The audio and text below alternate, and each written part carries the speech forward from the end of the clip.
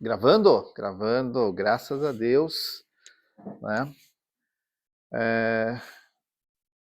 Antes da gente entrar na aula, eu trouxe alguns materiais aqui para vocês, vou deixar aqui na nossa biblioteca. Eu gosto muito de história, né? Acho que é uma das coisas que eu mais gosto, assim, história bíblica, história da igreja.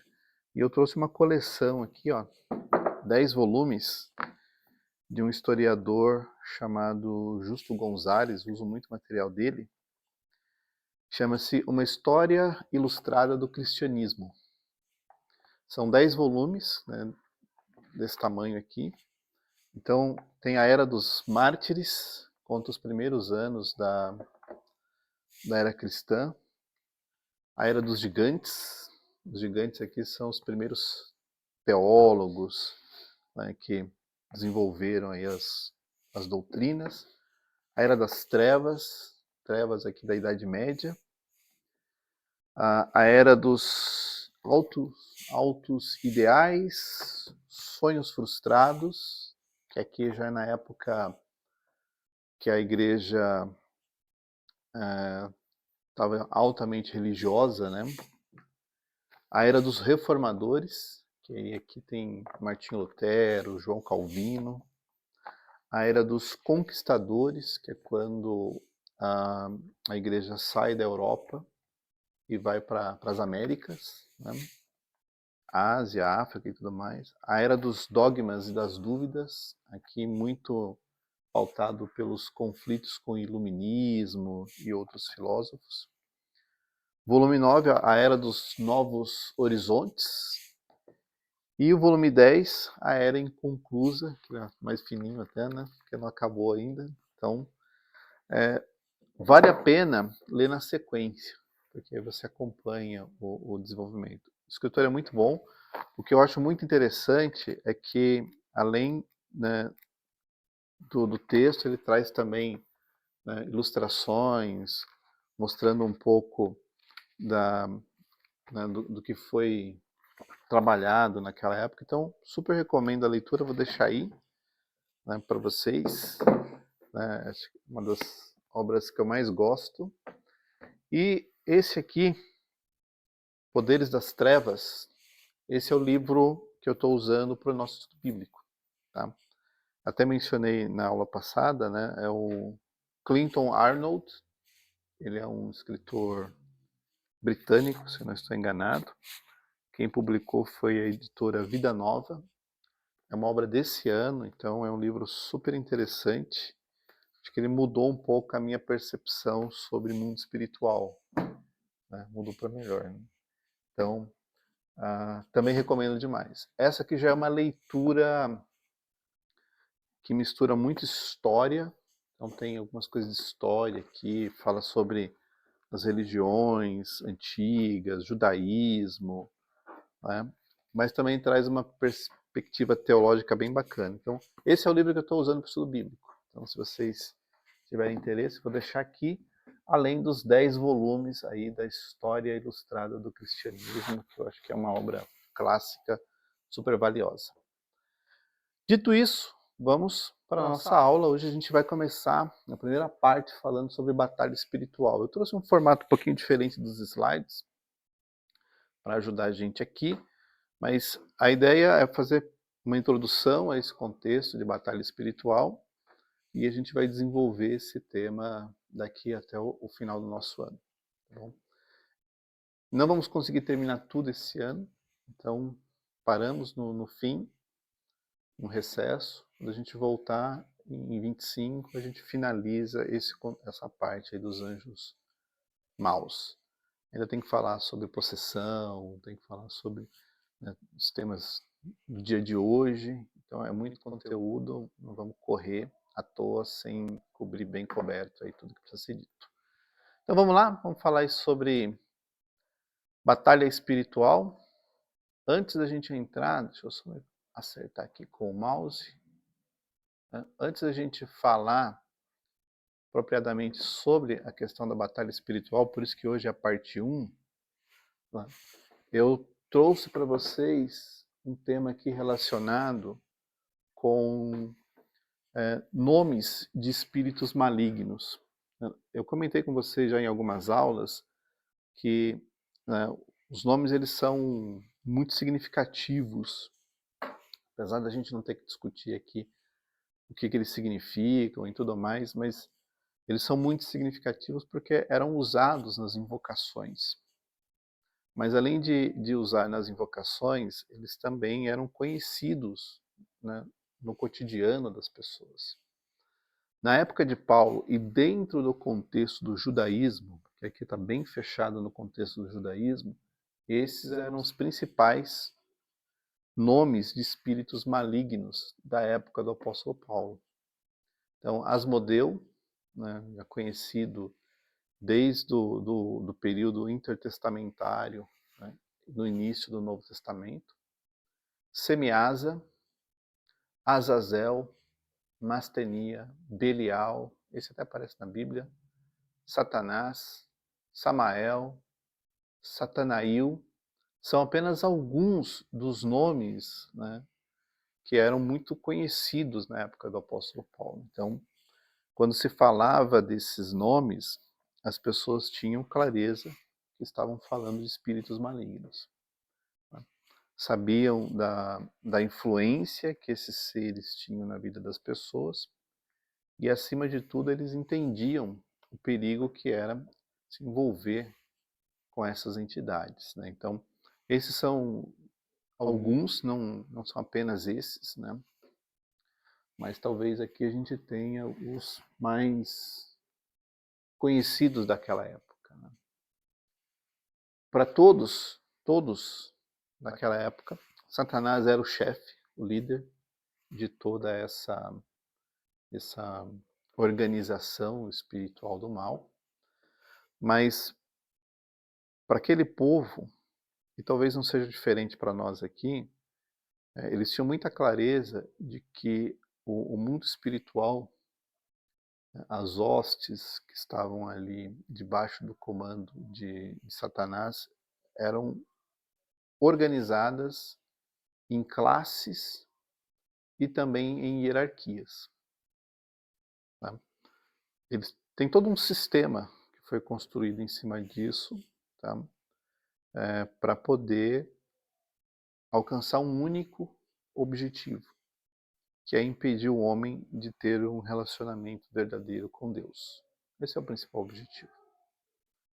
Então, todo esse sistema maligno, né, construído a partir destes e de outros nomes, atuaram naquela época, mas não morreram, eles continuam aí.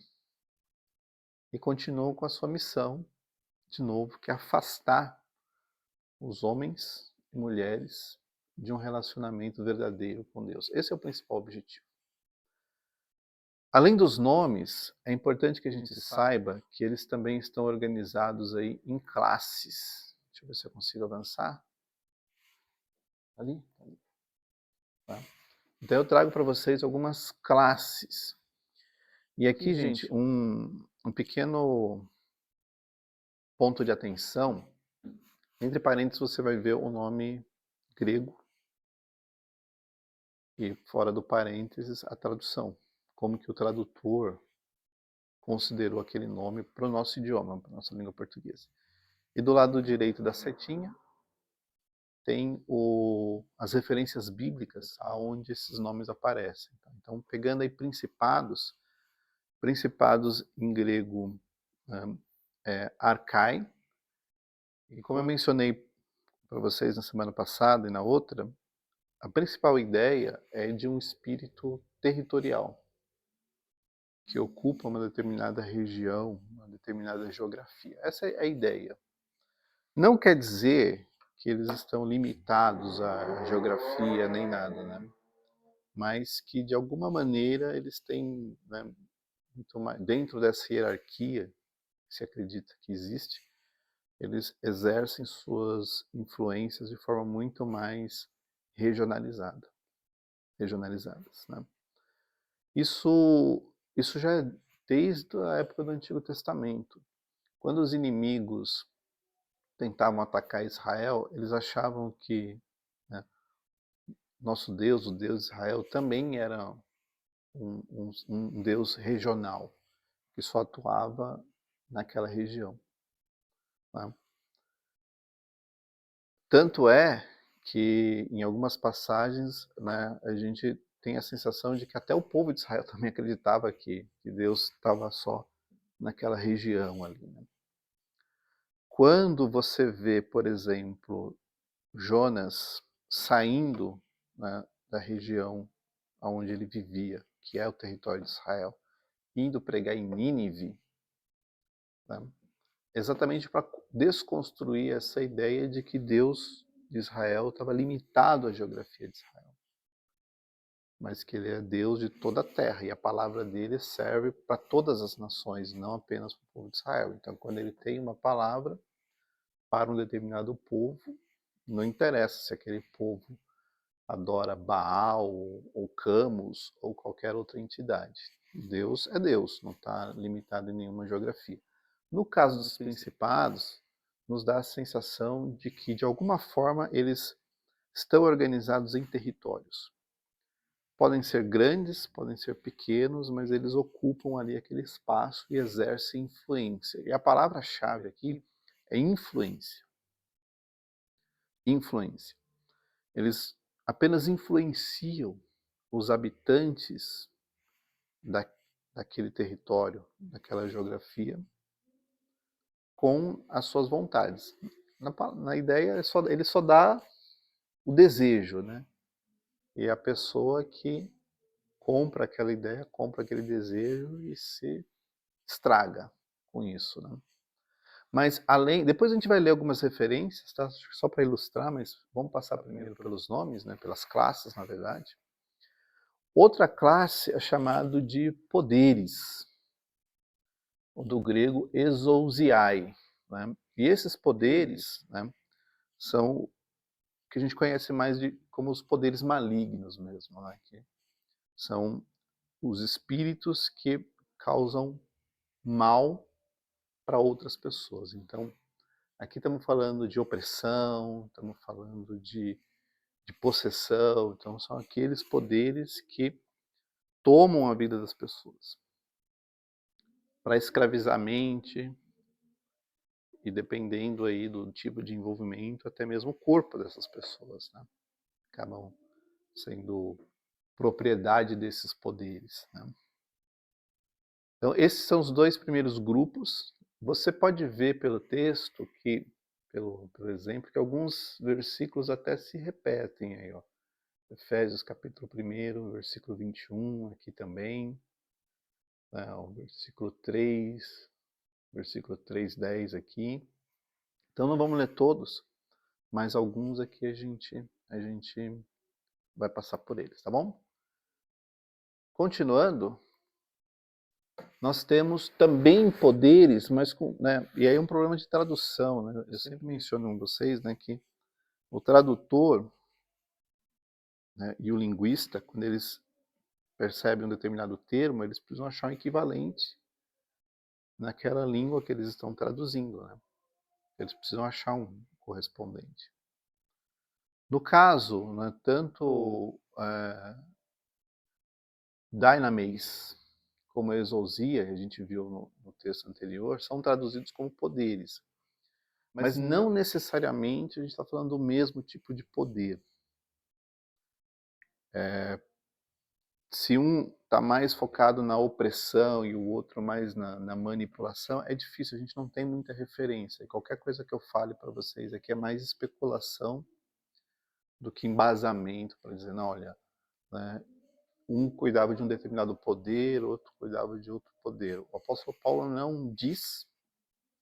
Para aquelas pessoas era muito claro, então a gente teria que fazer um estudo para entender, né, dentro da cultura, dentro da sociedade, qual era a percepção entre um ou outro. Esse livro não detalha, porque às vezes eles são tratados como sinônimos, mas por alguma razão Paulo percebia uma distinção, né, entre esse primeiro termo que está aqui na tela, que é o dynamis, né, traduzido como poderes, e o anterior, que é o exousiai, que que também é traduzido como poderes.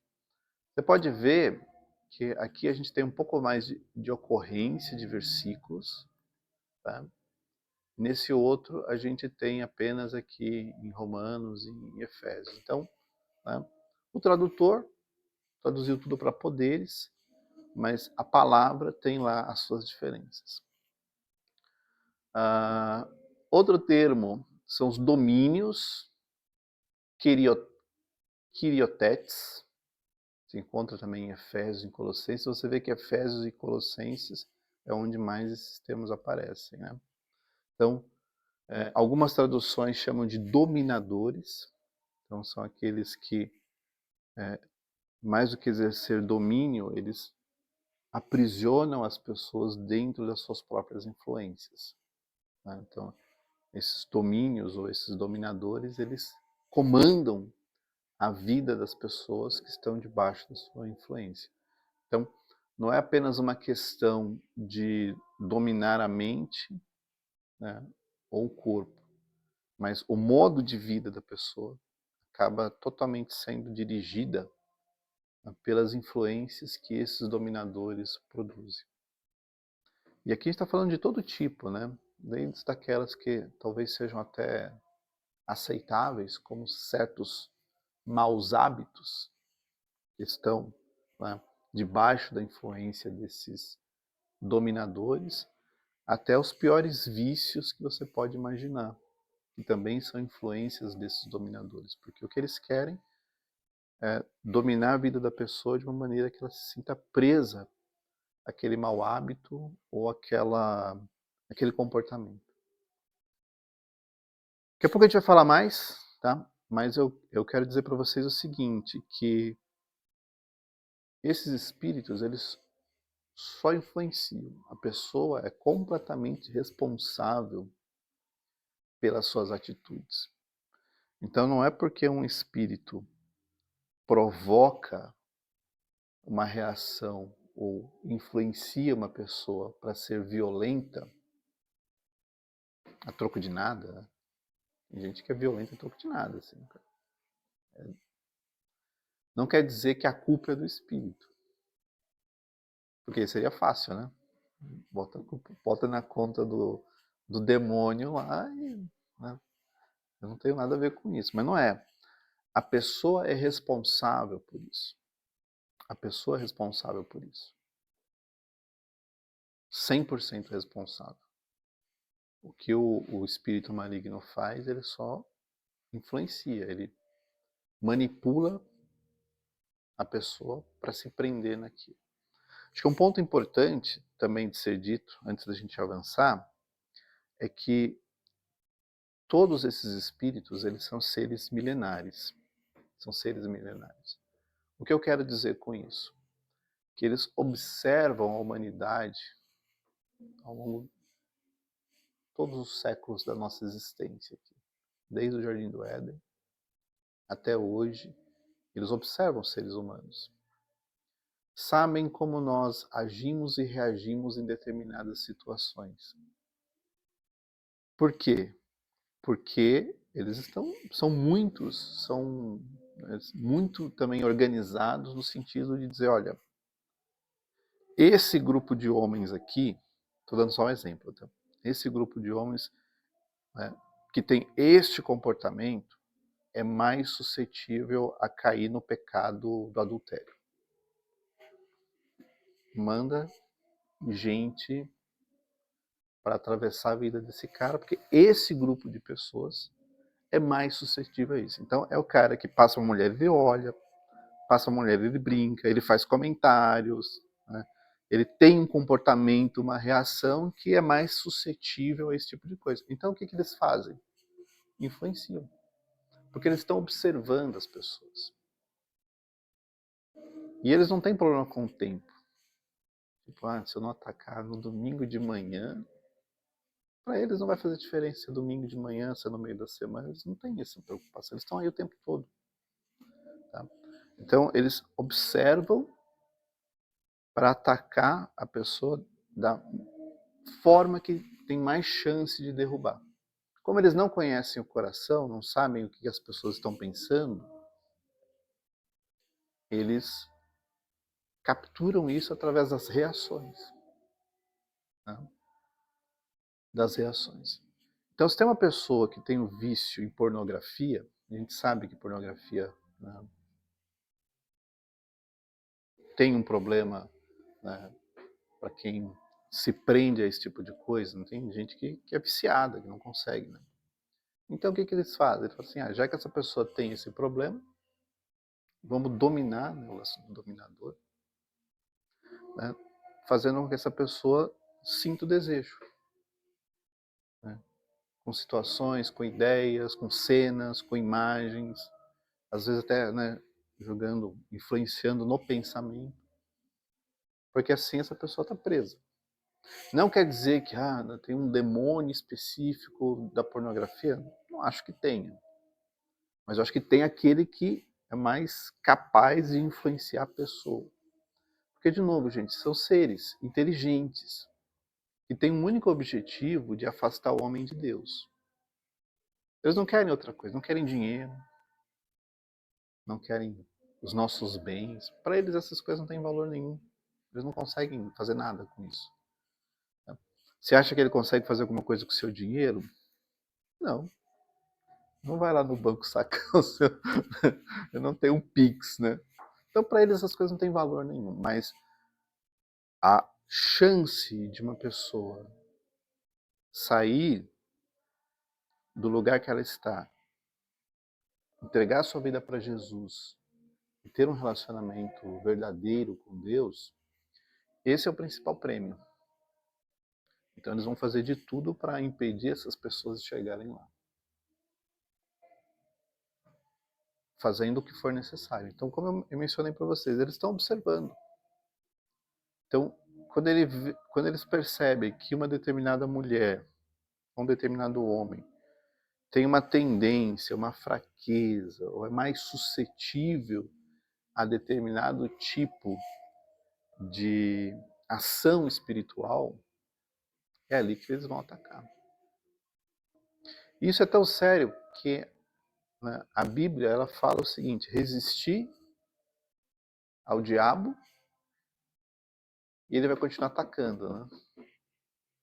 Vai fugir. Porque ele não vai atacar numa coisa que não vai ganhar.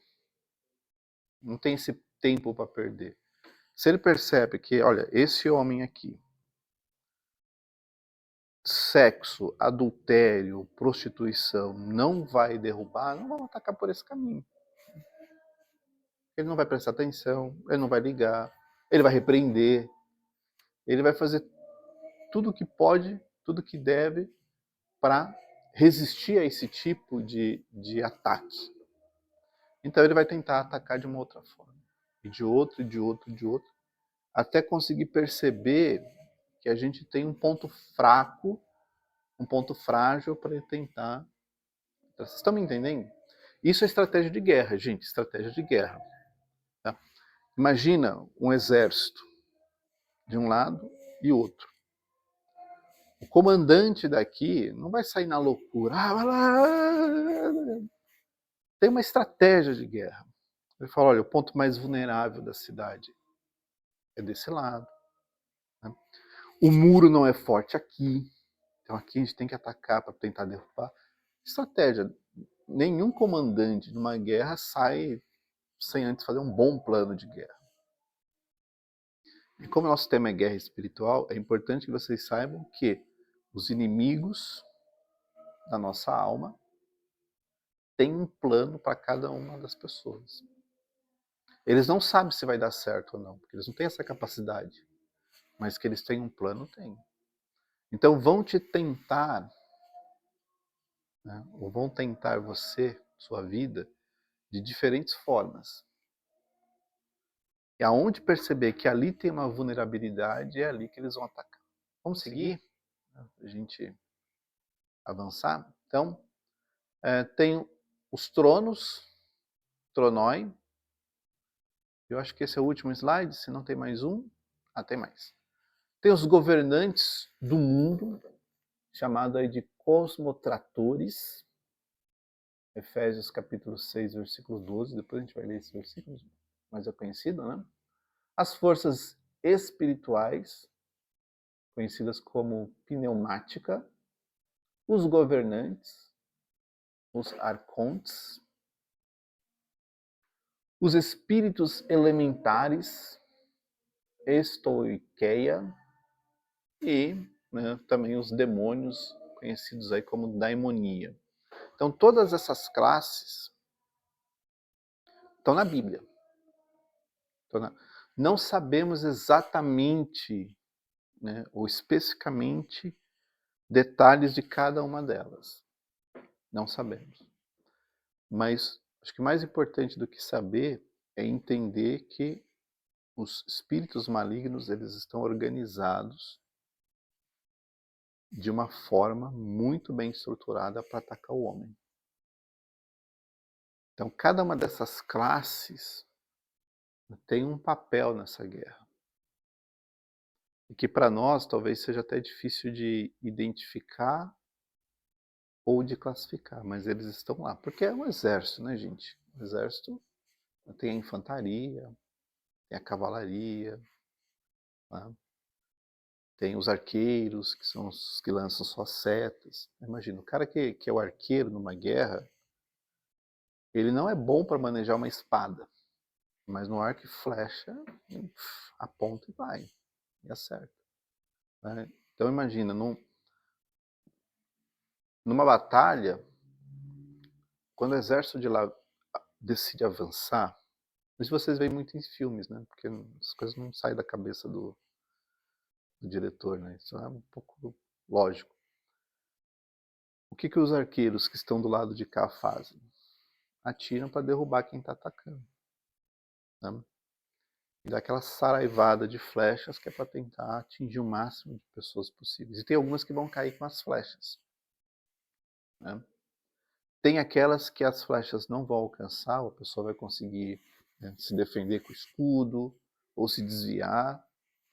Mas aí vem do lado de lá, né, a cavalaria, vem de lá a infantaria para tentar parar o avanço desse exército, porque é uma guerra, é uma guerra.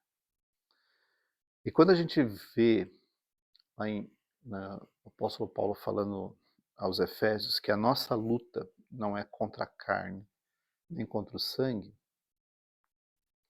ele está querendo dizer duas coisas. A primeira é que nós estamos em guerra, é uma luta. Essa luta ela não é política, não é ideológica, não é humana, ela é espiritual. Tá? Então é importante que eles tivessem essa maneira de enxergar a coisa. Você não está lutando contra pessoas, contra organizações humanas. Né? Tanto que lá em Efésios 6,12 ele vai usar esses termos que nós vimos aqui, né? Alguns desses termos. Então, sua luta não é humana. Você não está lutando contra pessoas, contra instituições, contra organizações humanas. É uma luta que é espiritual. Então, essa é a primeira verdade que a gente vê nesse texto, no trecho como um todo. Né? A segunda verdade, ele fala, olha, mas vocês também não estão indefesos, como antes vocês estavam. Porque antes vocês não tinham o que fazer. Quando vocês estavam sem Cristo, esses seres já atacavam naquela época. Só que vocês não tinham o que fazer, porque vocês não tinham capacete, vocês não tinham escudo, vocês não tinham couraça, vocês não tinham espada, vocês não tinham, né, o armamento necessário para resistir. Né? Resistir ao dia mau. E passar por tudo isso e ainda continuar de pé. Né? Continuar de pé era o sinal, num campo de batalha, era o sinal de que aquele guerreiro estava apto para continuar a luta. Vocês estão me entendendo? Né? Que o versículo é isso, né? Todo mundo lembra? Eu posso colocar na tela, se alguém tiver familiar. Vamos colocar. Marquinhos não está aqui, né? Vamos lá. Aqui a gente está entrando nesse assunto. Puxo para cá. E aí a gente vê.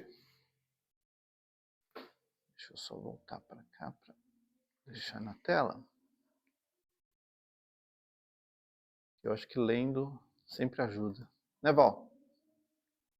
Por mais que a gente está familiarizado com o texto, sempre tem aquela nuance assim, aquela coisinha de, puxa, é verdade, isso aqui e tal. Deixa eu jogar para essa tela. Está aparecendo na gravação. Eu vou ficar assim de lado. Vamos lá.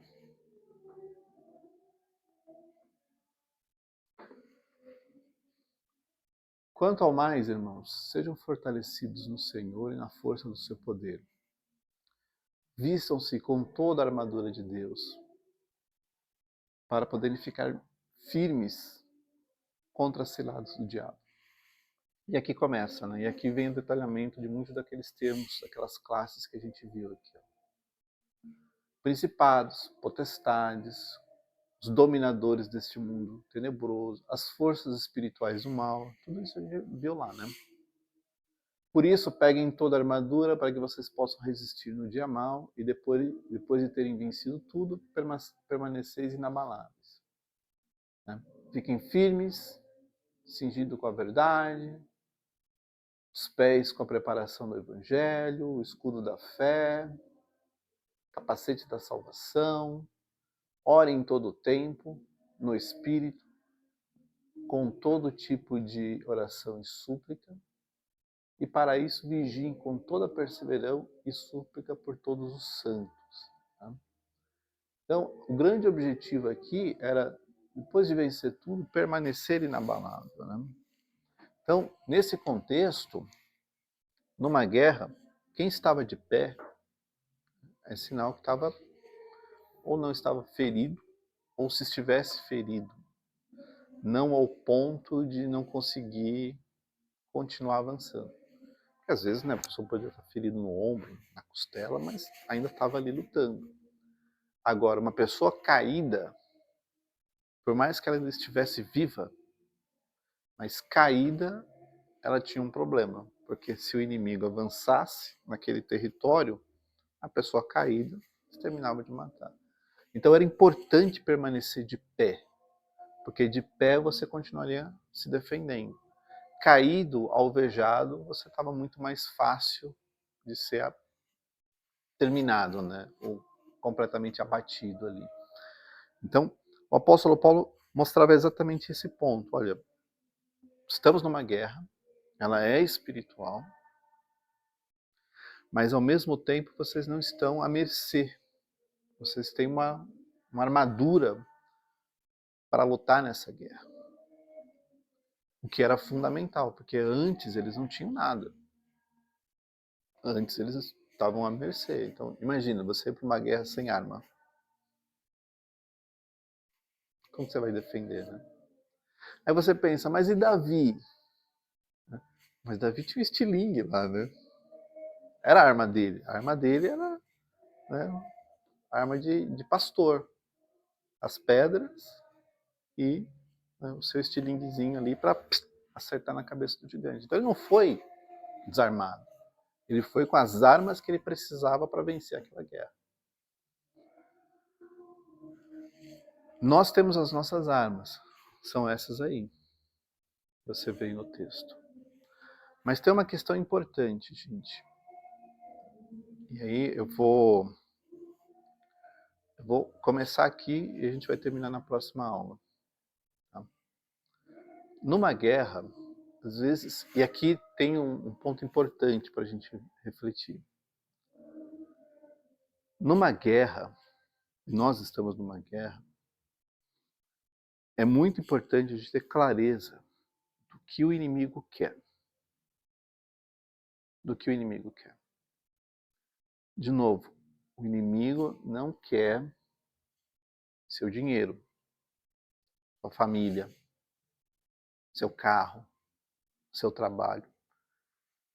Não tem valor nenhum para ele essas coisas. Ele não quer essas coisas. Pensa aqui comigo, deixa eu trocar aqui a tela. Vou voltar ali para o slide. Vou começar aqui, mas certamente a gente não vai terminar. Né? Deixa eu fechar a parte do texto. E vamos voltar só para o slide agora. que arrastar ali, né? Foi? Foi. Pensa aqui comigo. Vou copiar esse último slide aqui para a gente fazer um exercício juntos.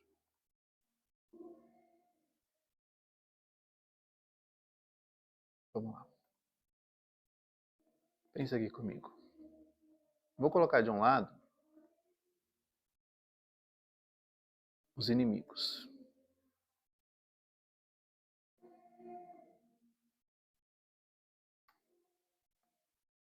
Então, de um lado tem os inimigos.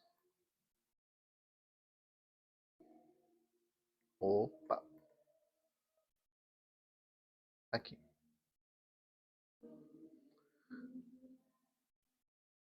No canto oposto ao inimigo, Deus. Vou colocar um pouquinho mais para cima. Só para aproveitar o espaço.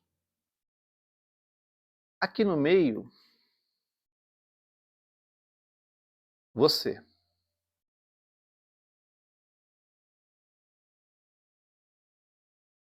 Certo?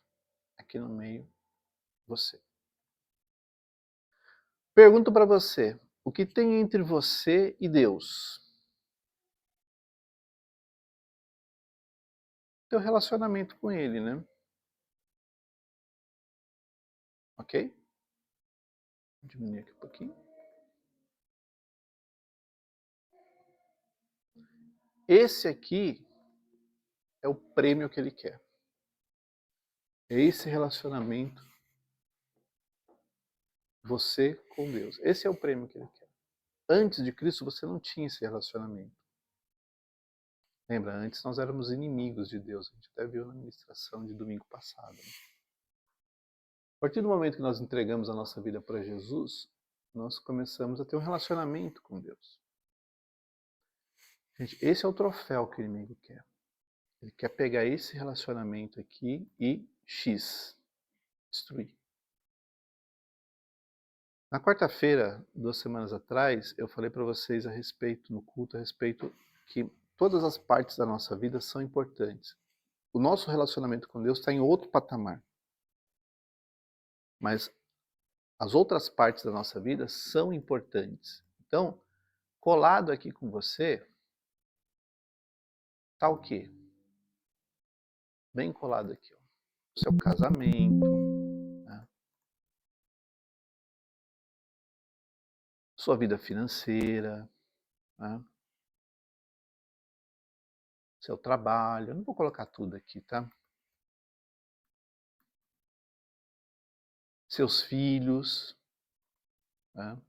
Então, todos eles, pensa que todos esses itens que você tem aqui, né, são partes da sua vida. Lembra da ministração? E todas elas são importantes. São saúde mental. Então imagina que aqui é um monte de coisinha junto, pertinho ali de você. Deus está aqui. Né? Entre você e Deus, o seu relacionamento. O inimigo quer aquele troféu lá em cima, que é esse relacionamento. Impedir você de ter esse relacionamento com Deus. Né? Ele quer isso aí. Orbitando você está todas essas partes da tua vida. Saúde mental, filhos, casamento, vida profissional. Pensa que é um monte de peças conectadas. Aí você vai lá para a ministração, que lá eu explico um pouquinho mais. Tudo conectado. Se uma parte dessa estiver faltando, você não está completo. Estão me entendendo? Se a minha saúde mental não estiver ok, como que eu vou cuidar do meu casamento? Se emocionalmente eu não estou bem para cuidar, para ajudar, para estar presente.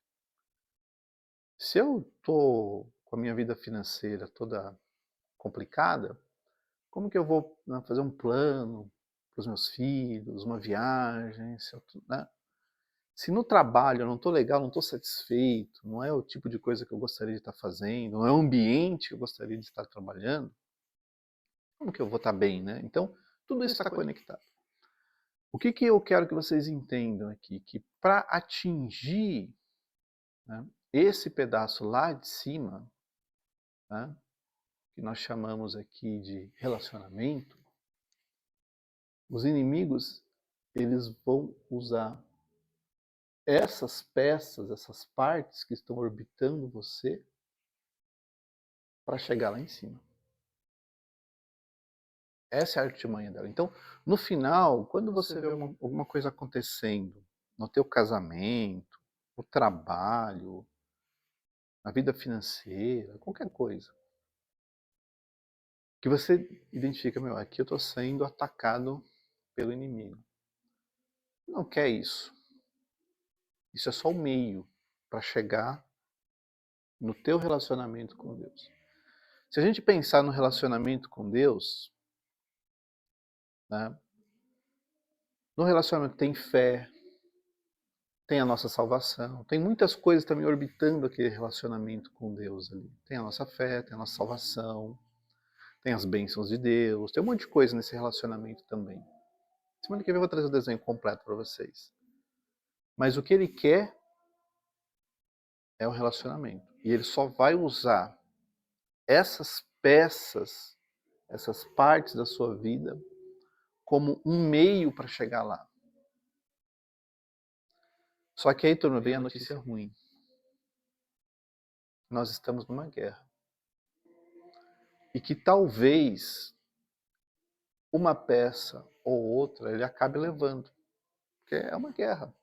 Então, às vezes, eu quero que vocês entendam, até para ter uma maturidade, né? Às vezes a pessoa está numa guerra e o meio para desestruturar essa pessoa é o casamento.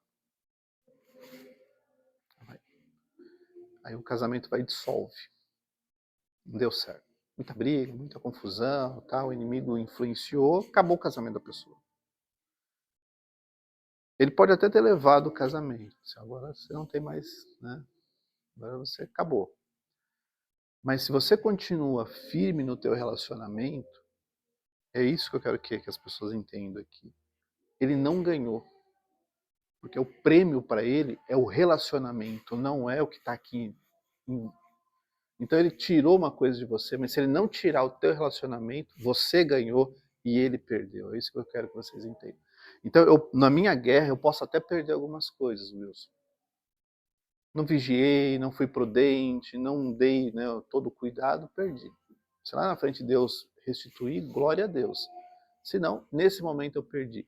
Mas se eu continuar firme no relacionamento que eu tenho com Deus, e não ficar dizendo, mas eu tinha um emprego tão bom, deu certo, porque o inimigo levantou lá um cara com espírito de Baal, né, Nabal, lá um cara maluco, acabou com a minha paz, eu pedi demissão, nunca mais consegui um emprego igual. Aí a gente fica com aquela sensação de que a gente perdeu alguma coisa. Só que assim, se eu continuo firme, inabalável, como está naquele texto que nós acabamos de ler, então você não perdeu nada. E aquilo que hoje você não tem, Deus pode te restituir se Ele quiser te restituir. Se Ele não quiser, você continua firme, inabalável.